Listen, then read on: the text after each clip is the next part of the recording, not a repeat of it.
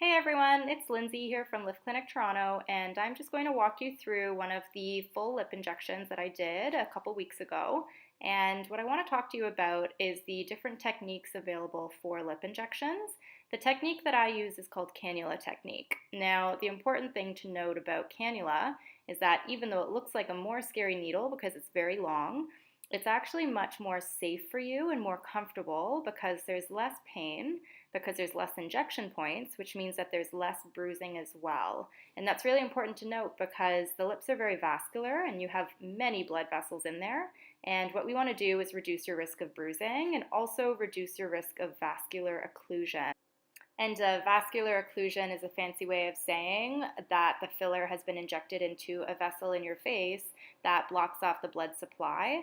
And that's what we want to avoid. And that's one of the major complications with fillers is when that happens. So the cannula technique avoids that. Now, what you can see me doing is threading the cannula through after I've made an insertion site with a sharp needle in the corner of the lip where it's hidden.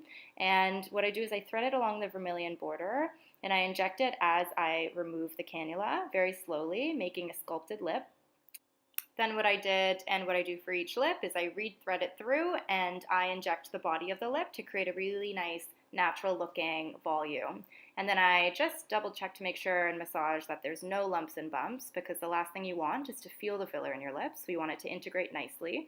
And I move to the lower lip where you'll see me inject just a tiny, tiny little needle. That's the insertion needle. And what I do is introduce a little hole so that I can actually thread the cannula through. So that's injection number 4, which essentially is in the corner of the lip again. So very, very easy to hide. And if you do even bruise, it's very, very subtle. And I go along the vermilion border and I inject again, a retrograde. And then I go back in through the body of the lip and I make sure that the body of the lip has volume as well. So essentially I'm creating sheets of filler that sit very nicely onto the lip. And the filler that I use is actually meant to be in very mobile areas. So because you're talking every day and you're eating and you're all day, I just want to make sure that I use a filler that's going to be the most flexible and most natural looking. And so what I'm doing now is massaging the lip and just making sure that there's no lumps and bumps and that the filler is fully integrated. Now, injecting the filler might create a couple lumps and bumps. It's easy to massage through, and with time, that will go down. So the final step is perfecting the Cupid's bow. So what I like to do is go back, and this is with a sharp needle, and it is just where the Cupid's bow is, right in the middle of your top lip, to really enhance and define that line. I think it's a really nice added touch. Sometimes I also add filler to the philtrum columns, which are the columns that extend from your nose to your upper lip. And I think that really completes the look and it makes it look a little bit more natural and fluid. So I usually do between 2 to 4 injections there.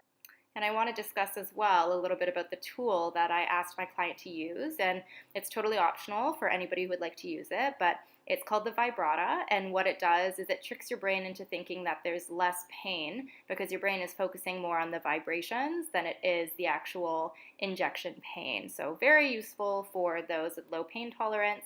But of course, I do use numbing cream pre-procedure for 15 to 20 minutes. It's called BLT cream, which is benzocaine, lidocaine, tetracaine. It's compounded by a pharmacy specifically for this reason.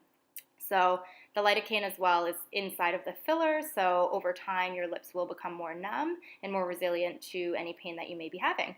If you have any questions at all, shoot me a DM or go to liftclinictoronto.com and shoot me an email, and I'm happy to answer them for you.